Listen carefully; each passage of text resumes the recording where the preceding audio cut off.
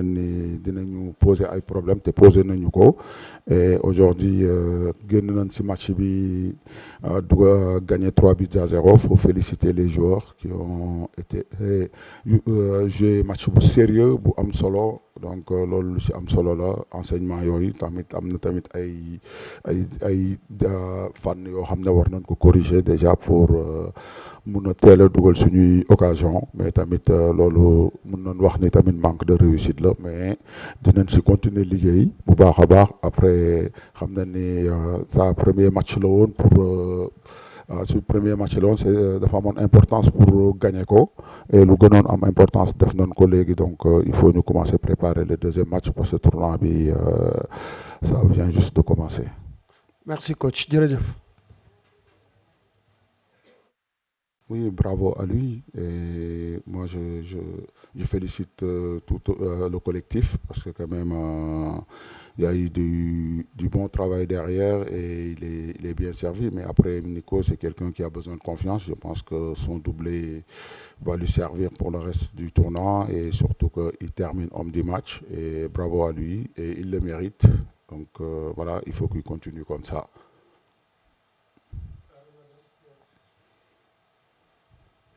Bonsoir coach, félicitations. Merci.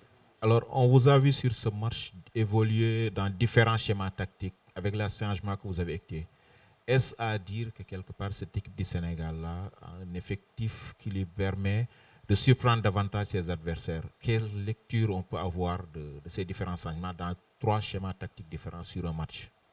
Oui, parfois ça dépend du contexte du match pour changer de système. C'est pour ça qu'on est venu dans ce tournoi avec plusieurs systèmes dont on a travaillé et les gamins ont bien reçu le projet et ça c'est très très important. C'est pour ça qu'à tout moment on peut changer notre système et ça je pense que c'est quelque chose de bien parce que comme on se fait étudier tout le temps avec les analystes vidéo très très forts aujourd'hui dans ce monde qui savent étudier les équipes, parfois c'est mieux de basculer de système à l'autre pour le temps qu'ils réagissent. Ça peut nous permettre de faire mal à l'équipe adverse. Bonsoir Papé. Félicitations pour cette belle victoire. Ça n'a pas été facile, mais en fin de compte, ça a été facile parce que le début était un peu difficile. Vous avez gagné ce premier match. Le second match sera contre la RD Congo que vous connaissez très très bien. Et comment voyez-vous justement cette rencontre-là de samedi prochain? Oui, merci. C'est vrai, il n'y a pas de match facile. Et moi, je ne pense même pas que le match a été facile parce que jusqu'au bout, on a cherché à tuer le match. On tue le match, je pense, dans les dernières minutes. Donc ça veut dire qu'on était en face d'une équipe de Botswana très solide et avec un bloc vraiment qui est compact et qui sont forts dans les transitions, qui nous ont posé parfois des problèmes. Mais après, mon équipe a su garder l'équilibre défensif qui est très très important, mais après par rapport à la RDC Congo, moi je trouve que c'est pas déjà la même compétition. Là c'est la CAN, donc voilà, et j'ai vu qu'ils ont gagné leur premier match et c'est une belle équipe et je profite ici aussi de la conférence de presse pour leur souhaiter surtout bonne chance pour les éliminatoires des matchs de barrage de la Coupe du Monde parce que quand même c'est l'Afrique qui gagne, on les souhaite de se qualifier à cette compétition. Mais on sait que dans quelques jours, on va jouer contre eux. On les avait déjà joués chez eux. On est parti chercher une victoire vraiment que mon équipe avait gagné beaucoup de confiance. On sait qu'ils vont arriver avec un esprit de revanchard. Mais ça reste un match de championnat parce que quand même, on est dans les matchs de groupe. Nous, on prend match par match. Le prochain, ça sera eux. On va bien les préparer. On les a déjà étudiés. On va continuer à les étudier. Et on verra bien le jour du match. Bonsoir coach, Adja Vitesse Forel. Félicitations. Alors moi je voulais revenir un petit peu sur le match. 3 buts marqués par 2 attaquants alors qu'on reprochait au Sénégal d'avoir une attaque un tout petit peu à fond entre guillemets. Quel travail est-ce que vous avez fait coach pour permettre cette fois-ci à cette attaque d'être beaucoup plus présente? Oui, c'est sûr. Dans le football, on aime voir les attaquants marquer. Et c'est sûr, c'est bien de marquer un but pour un attaquant parce que la confiance, elle est importante, mais pour moi, le travail le plus important, c'est le collectif. Donc, nous, on est une équipe, le danger peut arriver de partout. On a des militaires qui marquent des buts, on a des joueurs de côté qui marquent des buts, et ça, c'est bien. Et ça permet parfois aussi, quand les autres équipes nous étudient, nos attaquants puissent se démarquer, comme aujourd'hui qu'on a vu Nicolas Jackson qui met un doublé. Voilà, espérons que ça va continuer. Oui, c'est bon.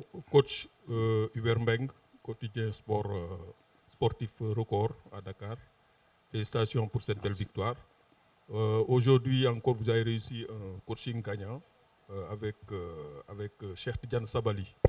Voilà un garçon qui se montre souvent décisif quand il entre en jeu, en fin de partie. Est-ce que vous le considérez comme un super sub ou on peut s'attendre à le voir un jour démarrer comme titulaire? Oui, félicitations à lui parce qu'à chaque fois qu'il marque, à chaque fois qu'il rentre sur le terrain, il réussit à délivrer une passe décisive ou marquer derrière. C'est quelqu'un. Bon, après, c'est à l'image du groupe, c'est le collectif. Je pense que les autres aussi qui sont rentrés, ils ont fait une bonne rentrée. Maintenant, pour moi, j'ai 28 titulaires. Donc voilà, là, je suis obligé de mettre une 11 de départ. Après, les autres, ils arrivent derrière.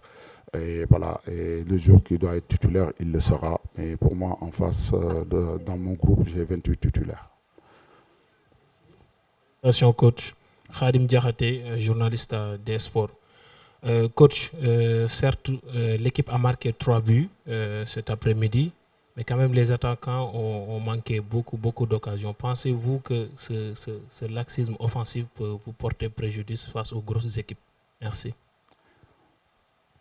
Bon, je ne pense pas que... Ouais, aussi, il y a un gardien en face. Hein, donc, il est là pour arrêter les tirs adverses. Donc, voilà, il l'a bien fait. Ça arrive, il les a bien réussis. Mais je pense que les attaquants ont fait le geste qu'il fallait. Mais malheureusement, ça n'a pas allé au fond.